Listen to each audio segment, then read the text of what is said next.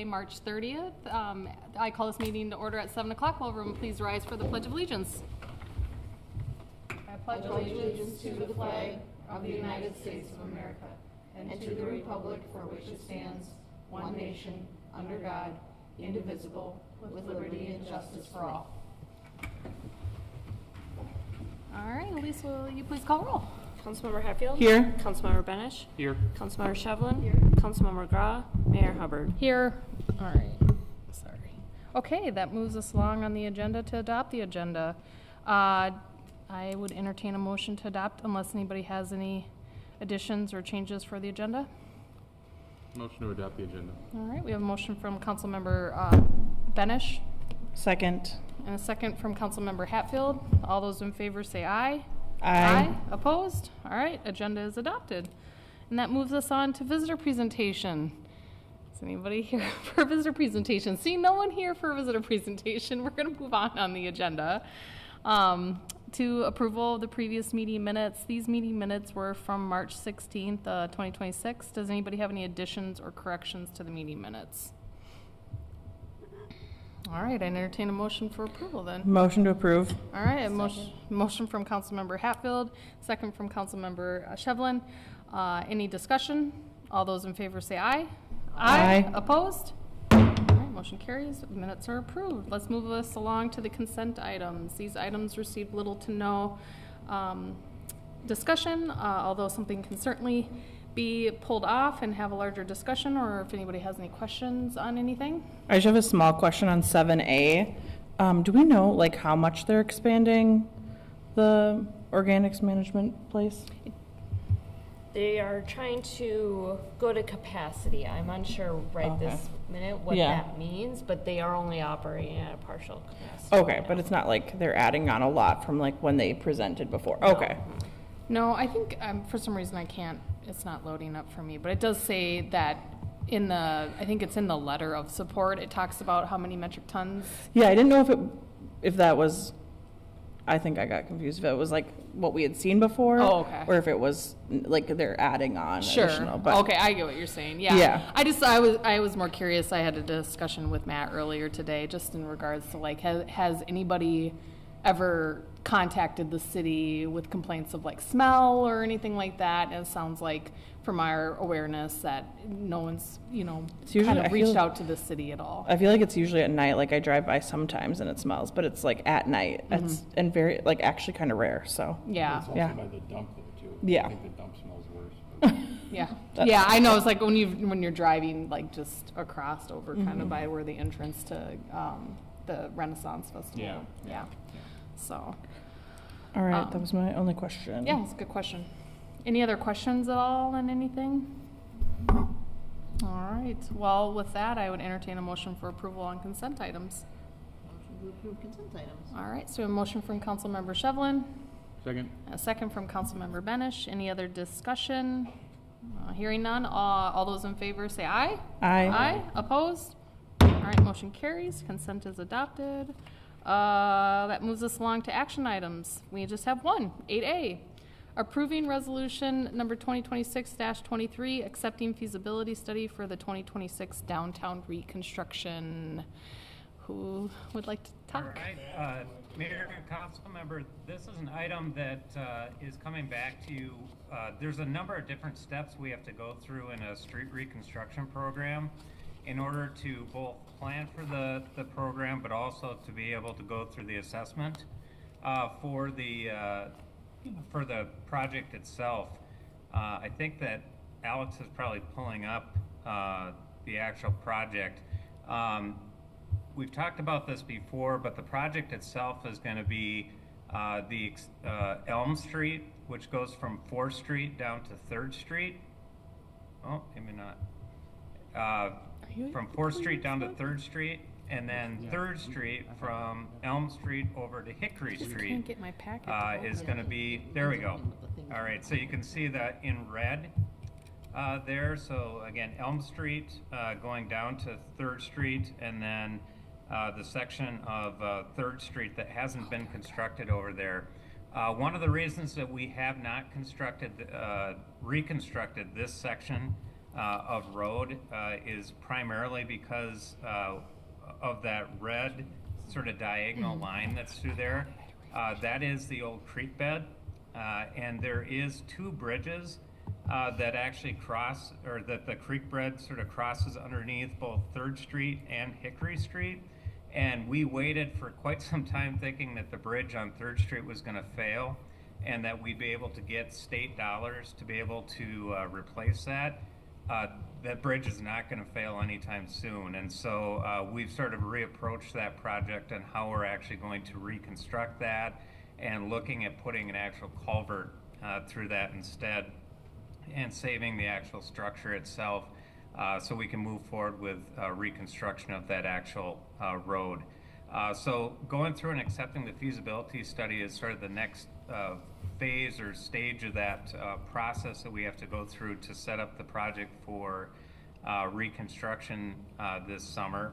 As part of that process, we do meet with neighbors. We provide notification of what the proposed assessments would be, which in this case would be the same as the assessments that everybody else in downtown received for the streets that were reconstructed in front of their homes.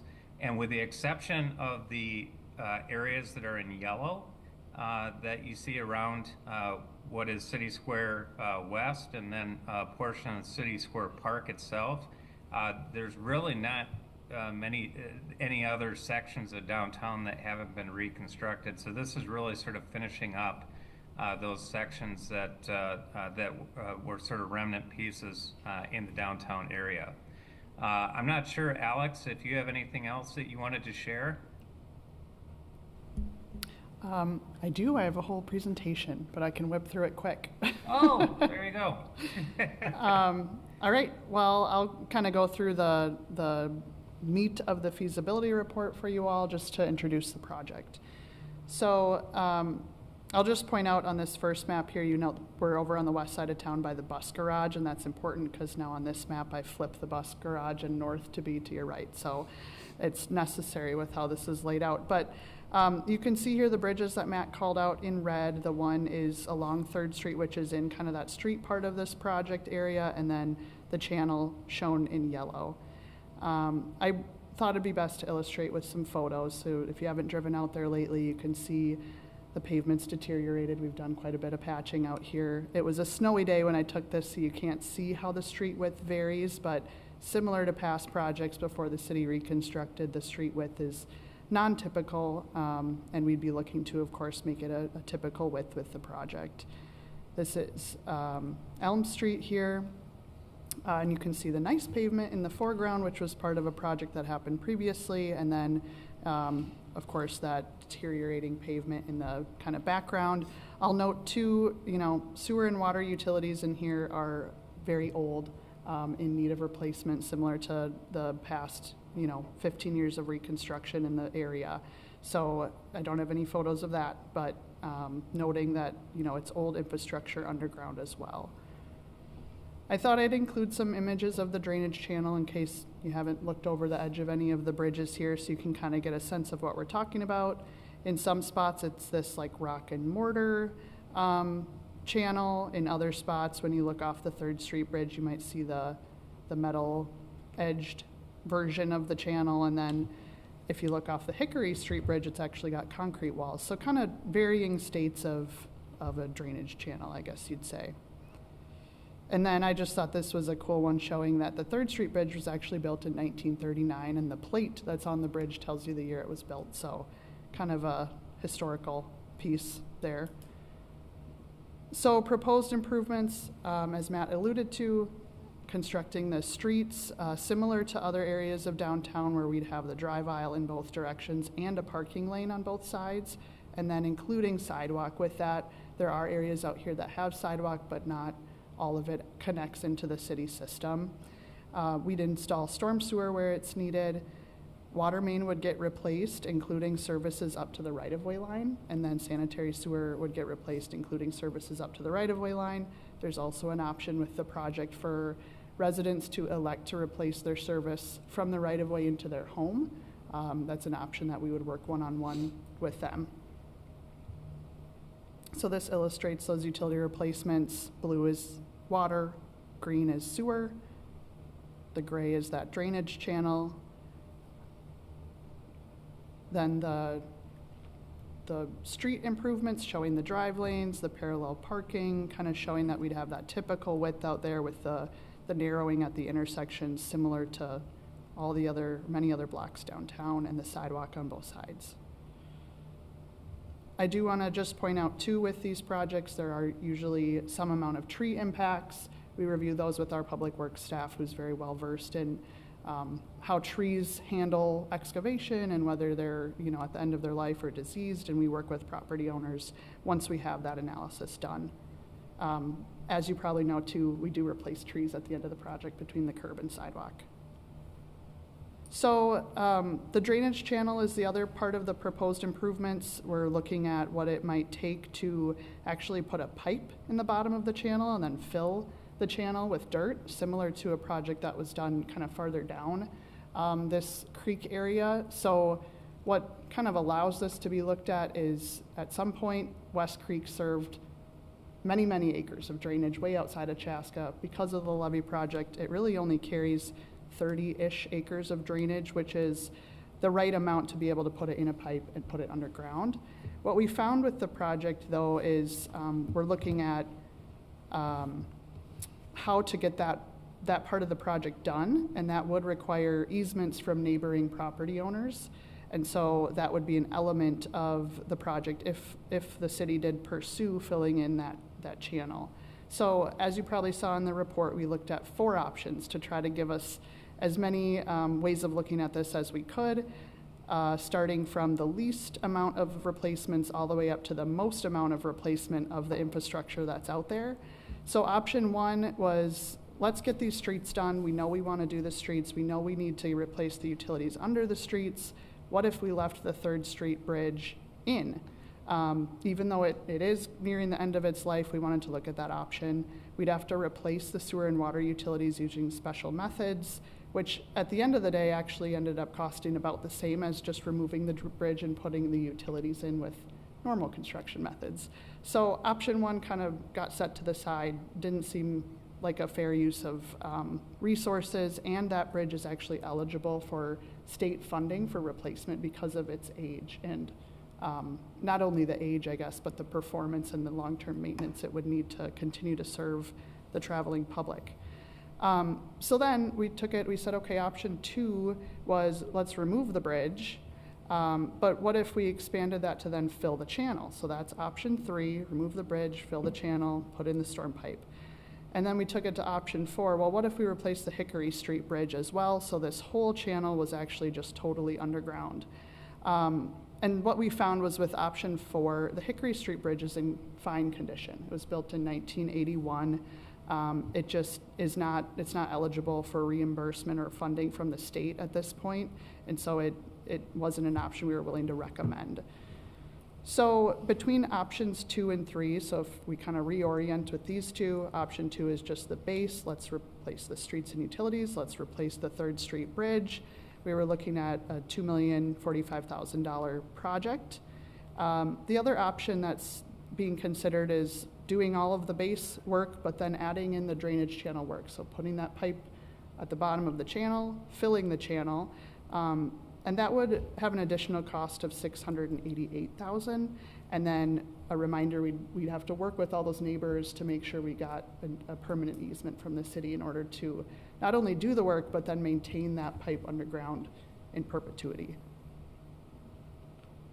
So next steps is, April's going to be a big month for both Matt and I to go meet with these property owners and start to gather feedback, present the project to them, let them know not only about, of course, the street and utility replacements, but start to get the feedback on that drainage channel and understanding whether people are wanting to offer that easement and have the channel filled in. So in May, we'd be back to continue the steps that Matt alluded to that would take the city through the improvement hearing, then the assessment hearing in June, and authorizing the project kind of June, midsummer, bidding the project June and July, and then constructing the project the back half of summer and into the fall. And that's all I have, so happy to answer any questions if there are any. Yeah, I would just say one uniqueness part to this project, if you bring back up the channel, right? I mean, part of the uniqueness we found is, you know, not only the bridge is old, right? Well, downtown is old, and platting of things, you know, was done back in the 1800s, right? But recognizing that a lot of these folks' properties, you know, with the channel being next to it, really their property is bounded within the channel. So when Alex is kind of alluding to, we really need to, you know, work with these folks if in fact the option with the channel is something the council wants to pursue, because obviously there are costs separate from our street program that would go into the channel. It's really that it would have to be a uniform decision, right? The neighbors would, because they all have shared common property with the channel, the way we're approaching it, just so that, you know, in either case, the base scenario of the project, Alex explained, stays the same. What we would do is go in and repair or make sure that the drainage channel at a minimum would function when we're done. It's been a long time since we've actually, I mean, our obligation is to make sure that the water stays flowing through the channel. So, I mean, one thing with the base project is us saying, working with these property owners and saying, hey, at a minimum, we need to come in and, you know, clean up the channel, but now would be an opportunity for us to improve it, right? Beauty's in the eyes of the beholder. Some of these folks, what it would take is essentially them dedicating portions of their property which don't have easements on them today, putting in the pipe, and then obviously having the ability to go back in and maintain it long term, something we, you know, it's prescribed today, right? We have the rights to basically go in and fix things up to make sure that the water can pass through, but essentially the walls and things, we need the folks to agree that that's something they want to pursue. But it's going to take a little bit of time between now and, like Alex said, in April. We're going to just preserve that time to kind of engage with some of these folks, see what it is that people will. Ultimately, what we need to do as a part of the next step, like Matt said, you know, when we do have projects that have assessments, there's really three key things that need to happen. There's the feasibility study, which is this evening, right? We talk about the costs, we talk about the overall impacts, we talk about how the project's being set up from a feasibility standpoint. The next step is the improvement hearing. At the improvement hearing, basically there'll be notices and things that we would be sending out to all of the property owners who would propose to be assessed, okay? Alex and I will be meeting with them prior to that time, sharing with them kind of what it is that our standards have been. We'll talk about the channel, we'll talk about all these things. So this will not be the first time that folks have heard it. Hopefully we can answer all those questions, but essentially what you'd see probably coming in May is that improvement hearing time. At that time, what we would do is basically be recommending a project, right? The channel, no channel option is really what we need to flesh out and understand. But really, come that May timeframe, we would have those costs known. We would be coming forward and recommending a project, and then also we'd be sharing the initial assessments. Like Matt said, the assessment amounts that staff's proposing stay uniform. They would stay at the $7,500 amount, while, you know, the reason for that obviously is, you know, the sequencing of how projects have happened in downtown. They're of no control to the property owners. It's really a matter of how it is that sewer needs to get put in, and then a matter of how much can we actually take on.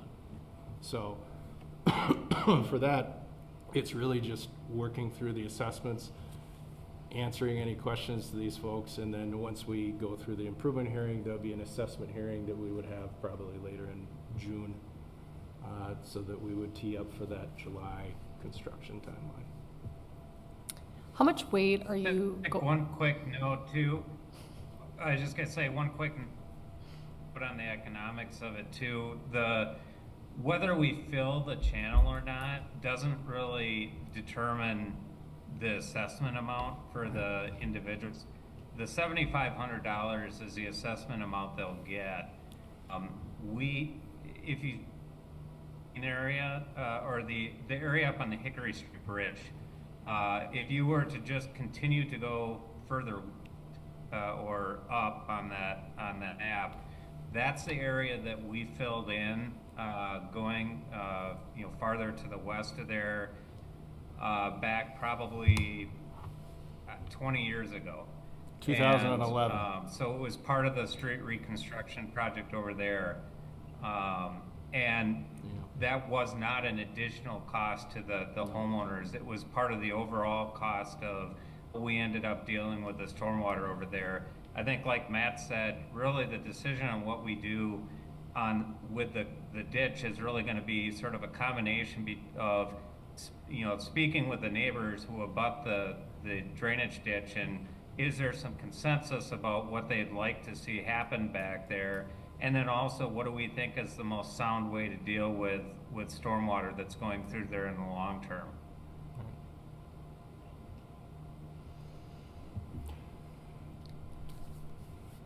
Yeah, I think he just answered my question. That's how much weight is put into, the decision in regards to just outreach with the residents. I know when I door knocked that neighborhood 2 years ago, I did have some neighbors that showed an interest in that, but obviously they could have moved, or a lot of things can happen between now and then. So I think the engagement process is important. And I know we've had another resident reach out in regards to like the street itself. Yep. So this is great that we are putting this into motion to, figuring out what should be done and kind of at a bare minimum, addressing the street and figuring out, with the channel what would be appropriate. Ask a quick, and I just may not really understand the channels, but it looks like today when you showed those pictures of it, it's like a ravine or, probably man-made, but like a ravine, like a creek would be when it fills up with water or something like that.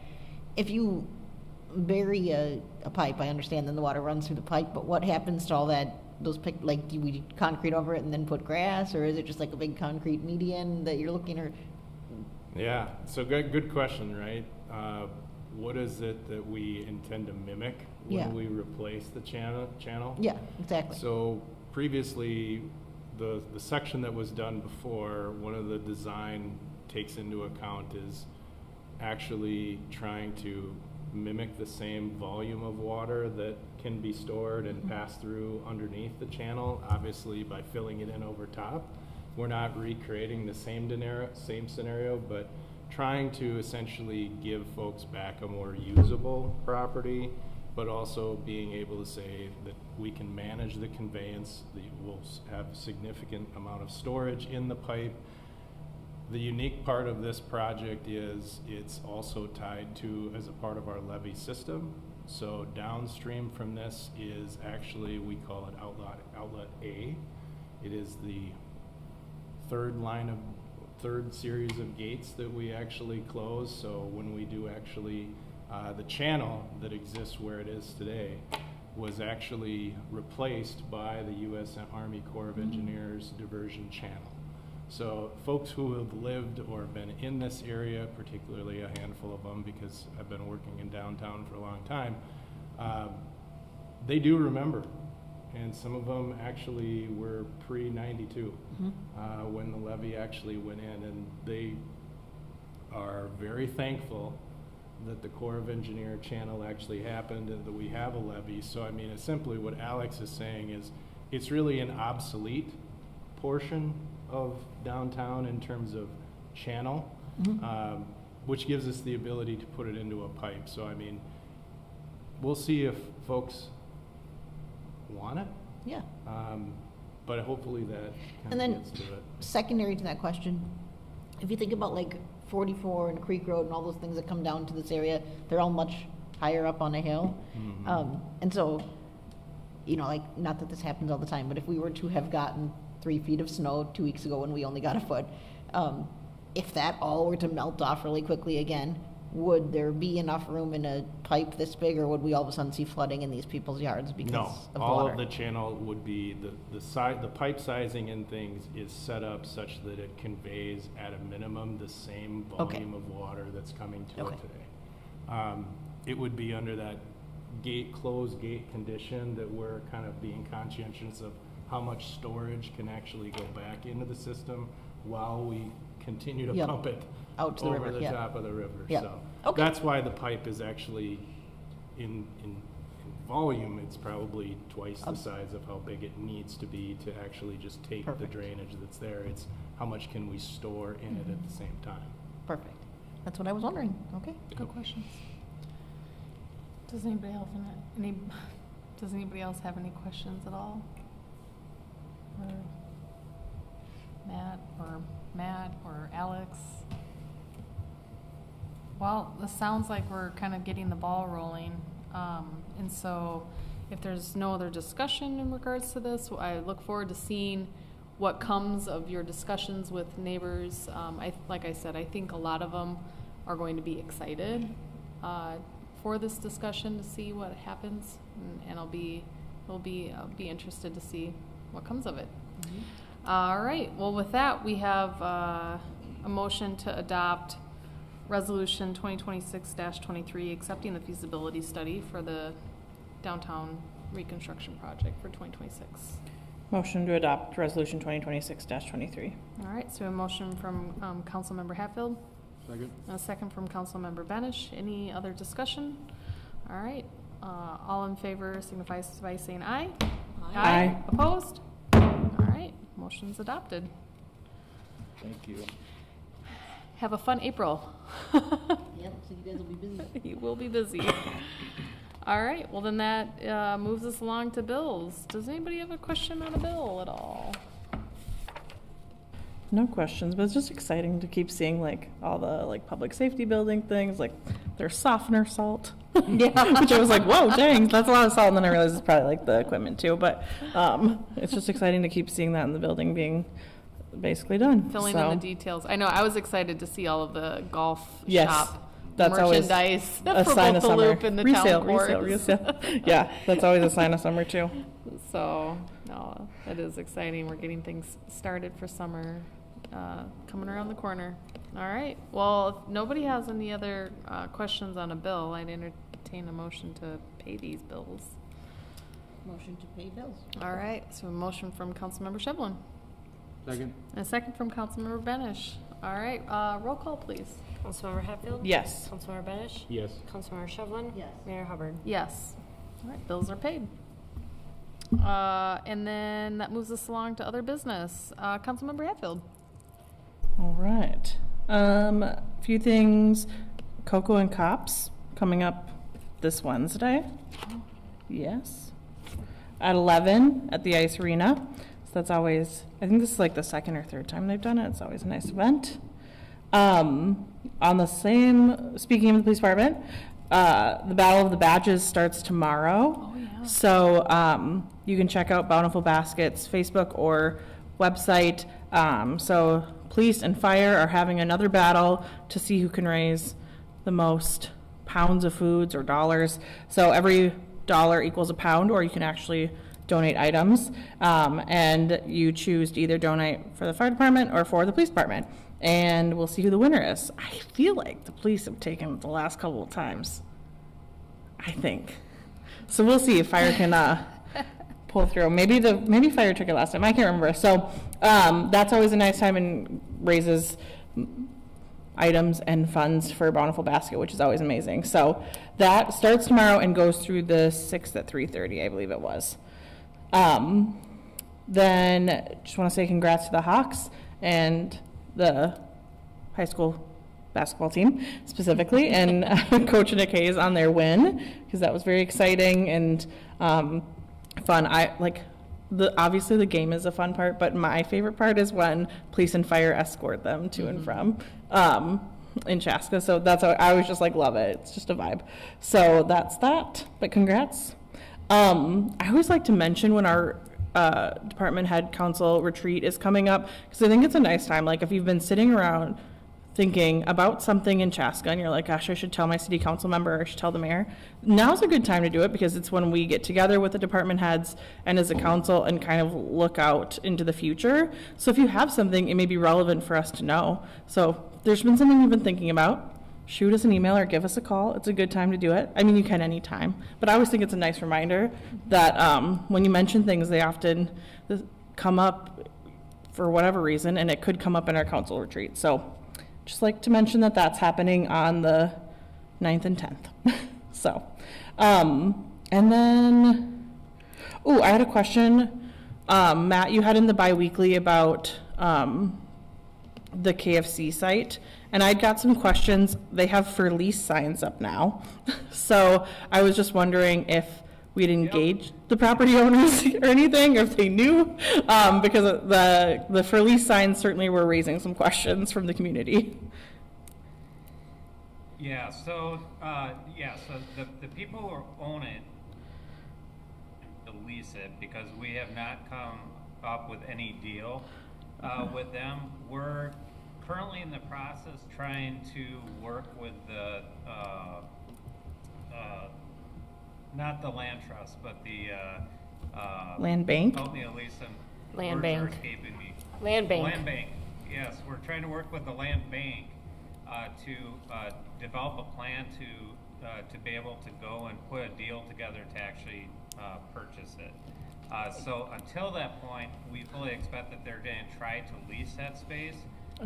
We have had people who have tried to lease the space. They have significant issues within that space that need to be brought up to the code, which oftentimes sort of stops projects in their tracks. So Yeah.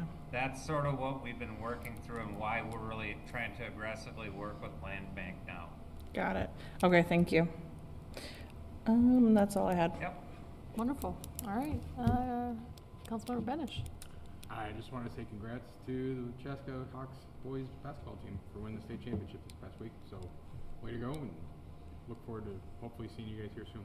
So, Wonderful. yeah. All right. Councilmember Shedlin. To echo that, congrats to the boys. It's very exciting, and very exciting for the whole community to rally around that. And then just a happy Easter to everybody out there. It's spring break week, Holy Week, Easter week, all these kinds of things. So whatever you choose to celebrate, I hope you enjoy. Wonderful.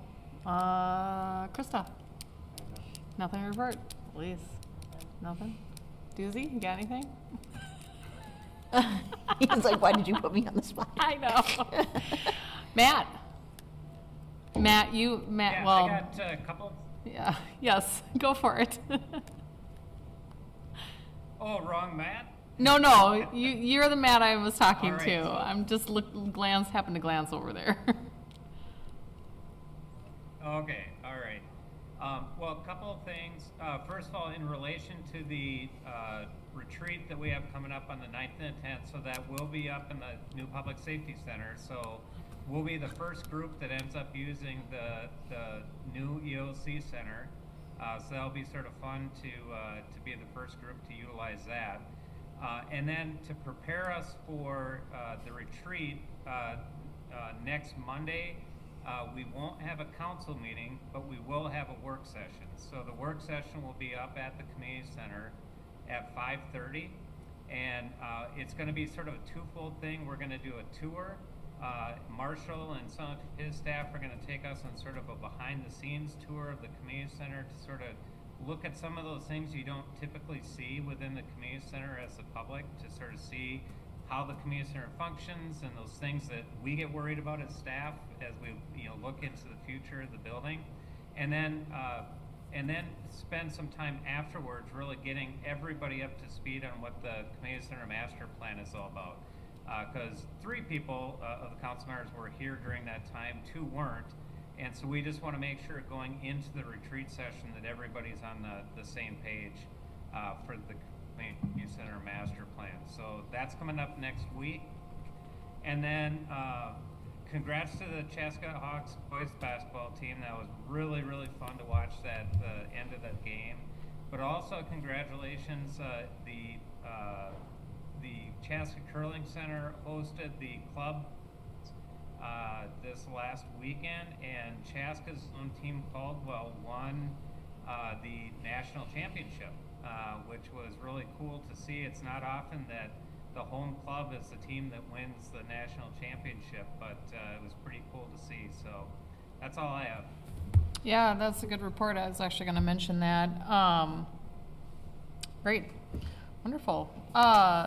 So I guess to recap between this last time we met and this time, we had a few legislative things that we participated in. We had our TIF extension hearing within the Senate Tax Committee, and Elise and I went and spoke on that. And then I also did go and speak in front of the Senate Consumer Protection and Commerce Committee as well for the legislation to help the Brandondale neighborhood. So just to give you a little bit of report on that one, it did get approved, and then it also, so it moved on to the Judiciary Committee, and it sounded like it got approved as well, and a recommendation to be passed. So we'll see what happens, you know, as far as what happens with it as it hits the floor. But that kind of was hopeful for that. We had our employee recognition breakfast for the city. It did end up getting delayed a day due to I showed up the wrong day. the snow and travel plans for certain individuals, but it worked out all right. So, sorry, No, that's but okay. Josh and I were able to kind of be able to hand out all those wonderful recognition awards. And it was just a really nice breakfast and really great to be able to show our appreciation to everybody that's here in the city and all their contributions. So, and then Elise, Matt, and I also went to the county commission meeting, or no, sorry, not meeting, work session this past Tuesday, and discussed the plans for the library as far as just gathering together a task force, our general budget, you know, our general location of where we're looking to put the library, and start those discussions off with the county, because as we all know, that while we are building the library with the city, with the funds that we've been raising with the tax levy, with our building program, the county funds the staffing and resources. So it's a partnership, and so we started the groundwork for that. And then talked about the curling championships. Congrats to Team Caldwell. That's our local Chaska team. And then Team Roth, which I think they're out of, where are they out of, Matt? Do you know? They're out of Madison, and Madison, that's right. Roth, who is the skip, was an Olympian, so it's sort of cool to hear her play there. Yeah. So it sounded like it was a wonderful time. I was there for the opening ceremony, and it was really fun to be a part of that, and just to see the number of athletes that come from all over the country to compete. It was really cool, and be able to showcase our curling center. So let's see. Congrats to the Chaska boys basketball. I happened to catch like the last 5 minutes of the game on TV. It was an exhilarating last 5 minutes of the game that I watched. I can only imagine what the rest of the game looked like. And then I ventured over to the high school to greet the boys back from their win. So it was really fun to see the community come out. It was like almost midnight, so it was kind of a late night. But it was great to see all the students that were there, and just one of the fun moments that in Councilmember Gra, he was there with his family and his boys. To see the young kids just kind of run up to the players and just give them the support and just admiration, and see those high school athletes kind of soak that in. That was really, really, really fun to witness the community come together for that. So congrats to them, and yeah, I look forward, hopefully they can come to a future meeting and we can all celebrate together on their state championship win. So a couple things Legion, the American Legion Auxiliary, hosts an Easter egg hunt. It's this Saturday at the City Square Park. It's at 10 a.m. and don't come late because it'll probably be over at 10:01 a.m. It goes quick. But I'm sure they'll have plenty of fun treats for kids to run around and find. And then I think typically they usually have the Easter Bunny come and have some pictures. So I'm hoping the weather is going to be all right for them. I'm not sure what this weekend looks like. Nobody say the S word. Oh, okay. I'm so sorry I mentioned it. It's so nice today. It just feels like it should just stay. But it's spring. It's Minnesota. And on that note, because spring is always a turbulent time, you know, hopefully Easter has decent weather, maybe the next day, who knows, but wishing everybody a happy Easter who celebrates time with their family. And I think we have an EDA meeting following this, but otherwise our next council meeting is next Monday, April. He just no meeting. Just the Oh yeah, you're right. Sorry, I went into autopilot there. I don't know when our next official, well, it's, April, yeah. it's April. April 20th. Sorry. Our next official meeting is April 20th, so. And that's all I have. Otherwise, we have an EDA meeting following this. So if anybody has anything else, otherwise I would make a motion to, entertain a motion to adjourn. motion to adjourn. All right. Motion from Councilmember Shevlin. Second. Second from Councilmember Hatfield. All those in favor say aye. Aye. Opposed? All right. Council meeting's adjourned. Thank you very much. We're going to head right into our meeting for the economic. I gotta switch gears. Hold on. All right. Switching gears. Economic Development Authority meeting. We're going to start that off. Calling that to order. Will you call roll, please? Commissioner Hatfield? Here. Commissioner Benish? Here. Commissioner Shevlin? Here. Commissioner Gra? President Hubbard. Here. All right. All right. So we have adoption of the agenda for the EDA. Entertain a motion to adopt the agenda. Motion to adopt the agenda. All right. We have a motion from Commissioner Benish. Second. A second from Commissioner Hatfield. All those in favor say aye. Aye. Opposed? All right, agenda is adopted. And then that moves us along to previous meeting minutes. Our meeting minutes were from March 16th of 2026. Does anybody have any questions or additions or corrections to the minutes? Otherwise, I'd entertain a motion to adopt. Motion to adopt. All right, so motion from Commissioner Hatfield, Second. a second from Commissioner Benish. Any discussion? All those in favor say aye. Aye. Opposed? All right, minutes are adopted. And then that moves us along to our action items, which is, first one is approve the lease agreement with Copperfield Chaska LLC at the Curling and Event Center. I don't know. Okay. All right. Mr. President and Commissioners, the item in front of you tonight is coming off of our work session that we had at the last council meeting, or last EDA meeting, in which we talked about bringing in the new restaurant for the Curling and Event Center. As you know, this is our 10th anniversary right now over at the Curling and Event Center. We opened up the restaurant and the Curling Center in very late 2015. It was December of 2015 when we opened that up, and have been operating ever since, with Crooked Pint as being the restaurant that's been in that space since its inception, and now hitting its 10-year mark.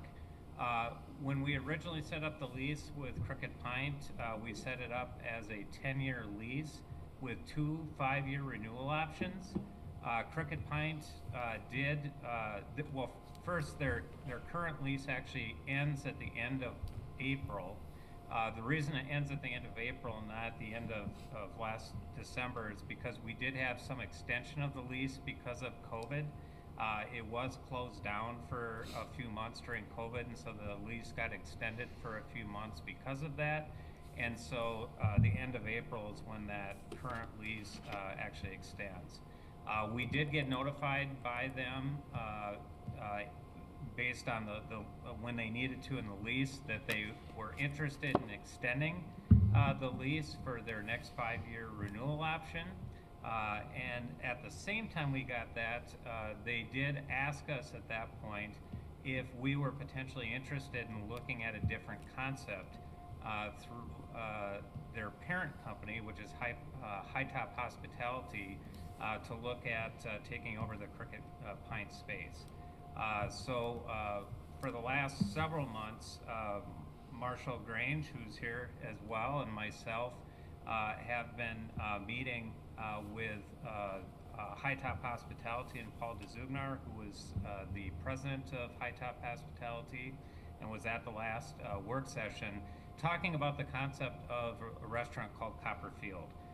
So Copperfield is one piece of the High Top Hospitality company that is a little newer concept than the Cricket Pint. They currently have a restaurant in Mendota Heights, which has been around for just about 5 years, and they have one that they're just opening up in Rosemont now. Copperfield, from a restaurant perspective, is, you know, it has some of the same handheld and appetizers and beer selection and things like that Cricket Pint has, but it really sort of differentiates itself in a couple of different ways. First of all, it offers many more dinner entrees, so it sort of takes it up sort of a notch for not just having handheld type things, but also having quite a selection of entrees and dinner time. And one thing that sort of excites us, especially because of some of the events that we have within the facility itself, is that it offers full service breakfast 7 days a week, which is something that with the amount of, you know, curling events and different things we have in the building, really is something that we've really lacked over the last 10 years, as we have people who are in the facility in the morning for different events, but really don't have the food service to be able to supply them. So we've been talking about, you know, what it would take to sort of put this together. You know, one of the benefits of working with High Top is that we have been working with High Top for the last 10 years, so it's not completely new to us. Probably the biggest differentiator is that Cricket Pint was, at least with us, it was the franchisee that was working directly with us, Jeremy Brown.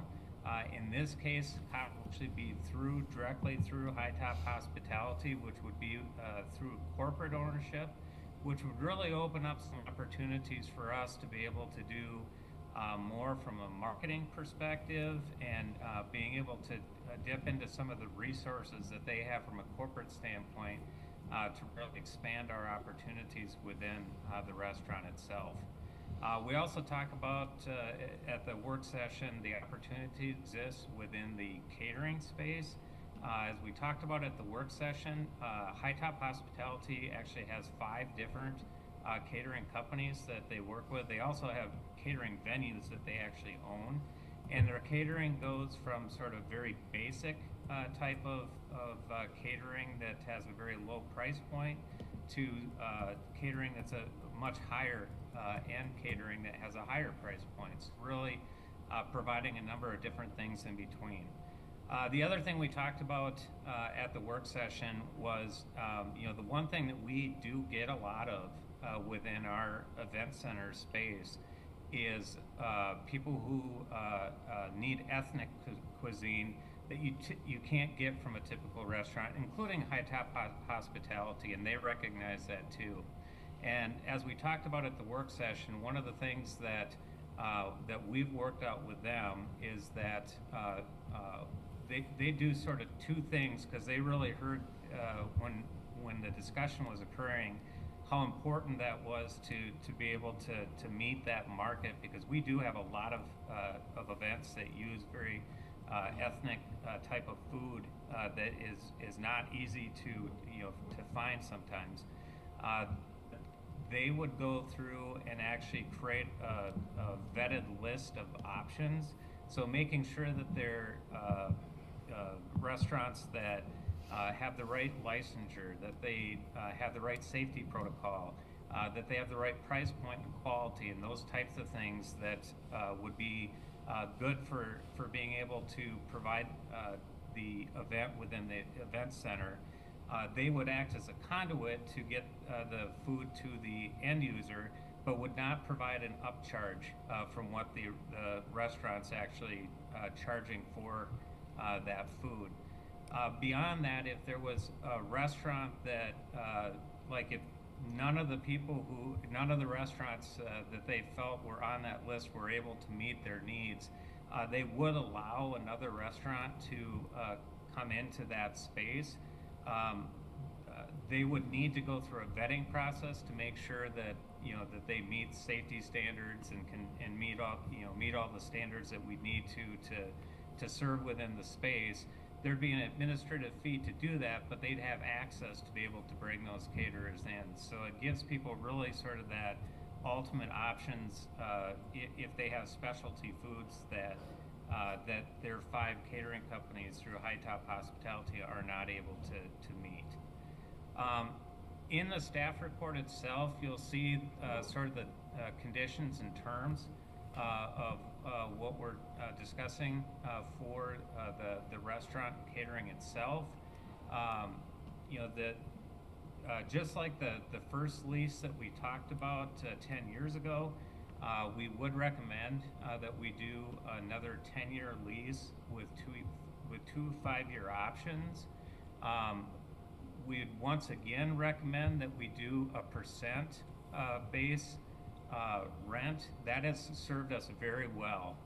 If you look at the per square foot rent that we have within the Crooked Pint right now, it's over $40 a square foot, which is much higher than we'd get if we were actually to go out and lease that space on a per square foot basis. It's good for the business because if they do worse, they don't have to pay as much rent. If they do better, they have to pay more rent, but they're also doing better. It's good for us because we get the upside of when they do better, so it helps us to help them.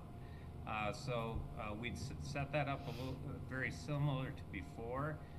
We'd actually tier it so that we'd start with a 7% for the first $4 million annually, and then have it go up from there based on the increase in rent that we'd actually get, or increase on revenue that they'd actually generate within the facility. On top of that, we would get 2.8% additional percentage of their net sales that would go towards utilities, common space areas, those types of things, to cover our costs of those different types of spaces.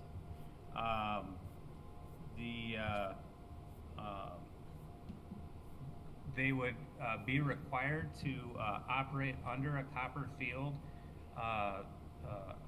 brand and would not be able to change that unless we, as the owner or the lessor, would give them permission to actually do that. As part of this arrangement, we had talked during the work session that one of the things that we're really excited about is that the restaurant has agreed to give up the seating that's down by the ice along the glass. So there's seating that's beyond sort of a glass knee wall there. They would actually be pulling that knee wall back about 4 foot and make that entire area down by the glass an area that's stadium seating that's dedicated for our curling members. So this is really good news when we were hosting things like, if we would have had like that seating this last weekend for the Club Nationals, it would have been a really nice spot to be able to have people be able to sit, not feel obligated to have to order food if they're there, but have a place to be, have a place for teams to go after league, and B, they can order food if they want, they can order drink if they want, but they don't have to feel obligated. Where now they're taking tables from the restaurants, and it creates sort of a situation where you feel almost obligated that you have to order food. So we would really take over that space, create the stadium seating in there, and then they would take over the rest of the restaurant.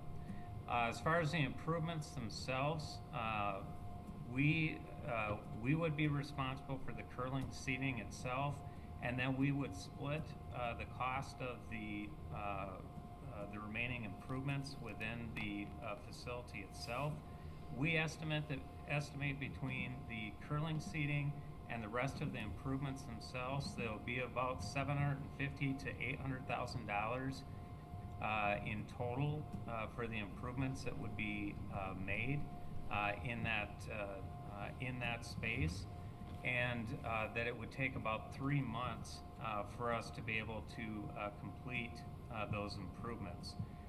If the lease were to be accepted or approved tonight, the plan would be to actually close down the restaurant right after Easter brunch next week, start up with construction on April 6th, and then have it opened up by June 15th, which gets us open up in time for the Chaska Rock celebration, which is on June 20th, and then Fire and Ice is really what we want to be open for and have all the bugs and stuff worked out before that moves forward. The hours are going to be quite a bit different than the hours that were existing for the Crooked Pint. Because it does serve breakfast, we put minimum hours in there of 7:30 a.m. to 11 p.m. But I think we'll very often see, especially on weekends, those hours go from 7 a.m. till midnight, just depending on demand. So we'll have a lot more hours that we're actually open in there. And as far as the banquet facility then, they would keep the same percentage that they would provide to us that they provide now, which is 12% for food and 15% for beverage. They would have the exclusive for providing food, but for that they need to provide the 5 different options that they have for catering. And then, like I mentioned before, they need to provide those ethnic options too, to people coming in for things that they just can't provide. I think I've hit most everything. Marshall, is there anything that I've missed? I think you covered it well. A couple questions for you that I just was thinking about. One, are we going to have signage now, since inside of the restaurant somewhere, or somewhere maybe kind of at the entrance, that will signify that people can come in and be able to use that stadium seating just to spectate, you know, like you said, kind of allow for that more of that open welcome, like you don't have to order food or beverage, but you know, you can, and that sort of thing. Is there going to be some sort of signage? Yeah, I think that would be appropriate, you know, but I would hope too that just the staff, as they greet them, are going to provide them that option and, you know, welcome them to sit down there. Okay. Yeah, because I know like sometimes we have, you know, obviously with, I was going to say with different events that happen down there, you know, sometimes people are down there for different things and they might pop over and want to just watch for a few minutes or something along those lines. So I think that would be good. My other question too is, in regards to the remodel, obviously if this, you know, goes through and we say yes and everything, and the timeline of the remodel, what is the plan for communicating to the general public? Is there going to be signage outside of, you know, to say like, hey, we're on a remodel, or this is turning into this? You know, I just want to make sure that the community knows that this is kind of the brand sort of shift, you know, the company sort of shifting the brand, and that, you know, it's gonna be under remodel. Obviously people want to come and, you know, eat and stuff like that, and you just don't want people, you just want to know before you walk in the door. We actually have we actually have a communications plan that's all ready to go. Okay. It's contingent on your decision.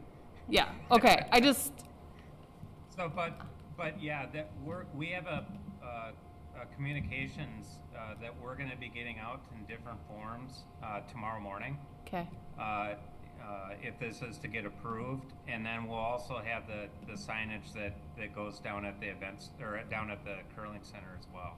okay. Okay, Yeah, and I can expand on that just for your awareness. So, working with Kevin, we'll plan to get social media posts sent out through the city's Facebook page, and then also through the curling center Facebook page, informing the public about this change.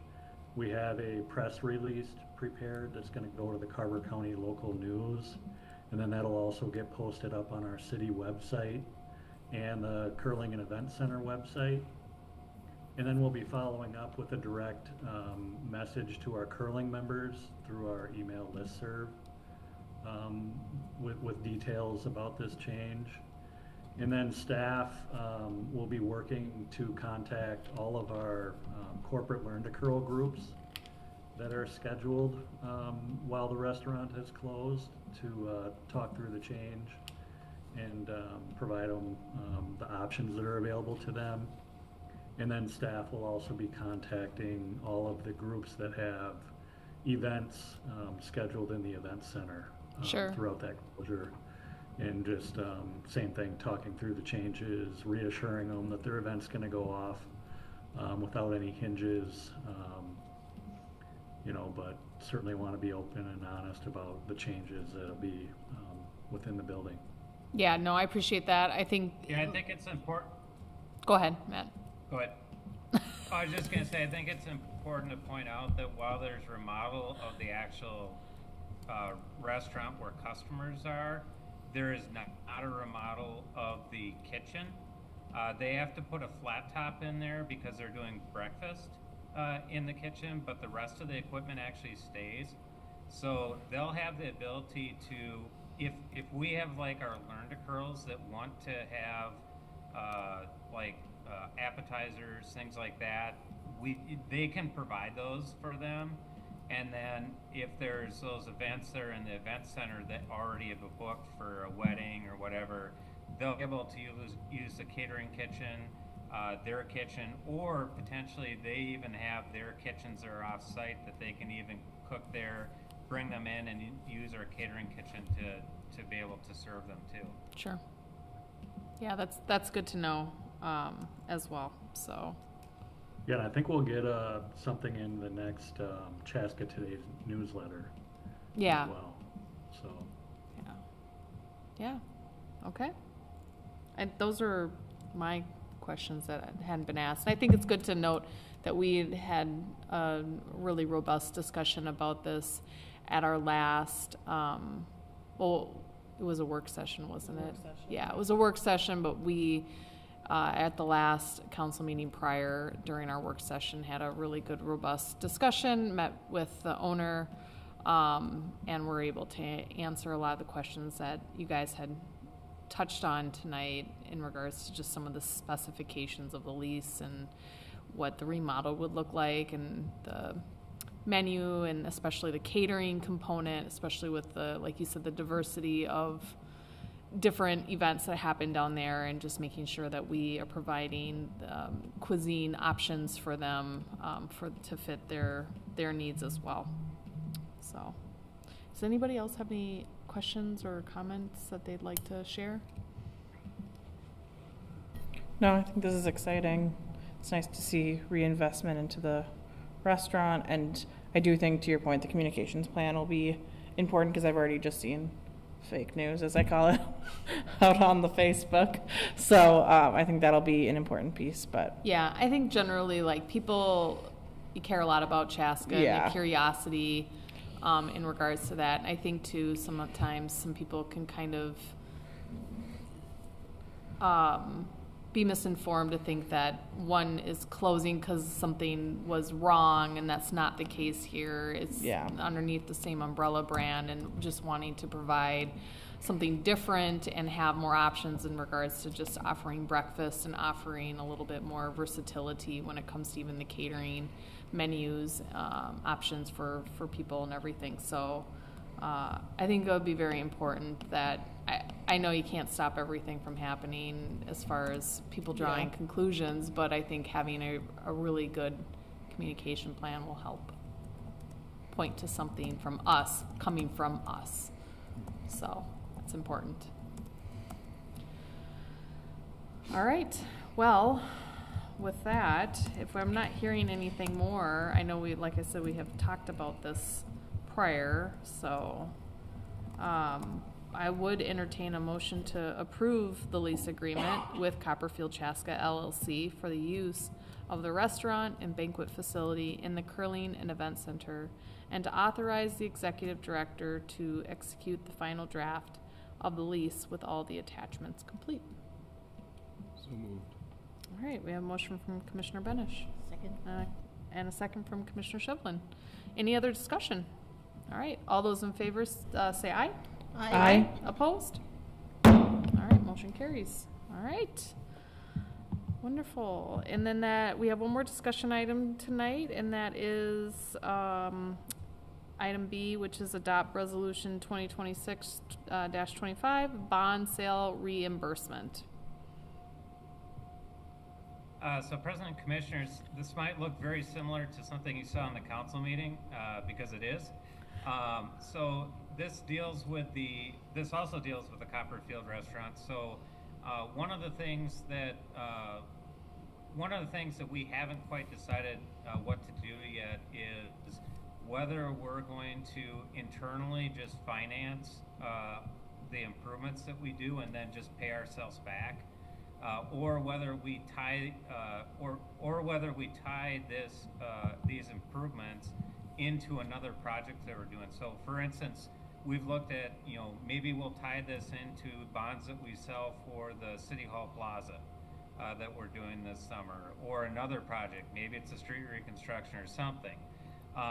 What these reimbursement resolutions do is they give us flexibility to be able to say that we can go out and spend the dollars, because we'll start the remodel process pretty quickly here. Allows us to spend the dollars, and then if we do decide to go out and sell bonds to be able to pay for it, it allows us through the IRS regulations to reimburse ourselves with those bond proceeds. If we don't do that, then we cannot use bond proceeds to reimburse ourselves. So it's not obligating us to use bonds, but it gives us the ability to use them if we decide that's the right option to go. So I always like putting these on when we're doing projects like this, because we may or may not use it, but I like to keep the flexibility in case we decide that that's the right route to go. So staff is recommending that council approve, or the EDA approve this reimbursement resolution. All right. Does anybody have any questions in relation to this? It's pretty straightforward. All right. All right. Well, with that, entertain a motion to adopt resolution 2026-25 to establish the reimbursement of bond regulations under the Internal Revenue Code of 1986. So moved. All right. Motion from Commissioner Shevlin. Second. A second from Commissioner Hubbard, or Hatfield. Sorry. I'm, wow. Third from Hubbard. There we go. Yeah. Wow. Okay. Well, with that, any other discussion? All right. All right. All those in favor signify by saying aye. Aye. Aye. Opposed? All right. Motion carries. All right. Does anybody have any other business for the EDA? All right. Hearing none, I would entertain a motion to adjourn. Motion to adjourn. All right. We have a motion from Commissioner Hatfield. Second. Second from Commissioner Benish. Can't believe I made a mistake with my own last name. All right. All those in favor say aye. Aye. All right. All those opposed? All right. We are adjourned. Thank you, everybody. Thank you. Bye, man. Have a good night. Have a good night.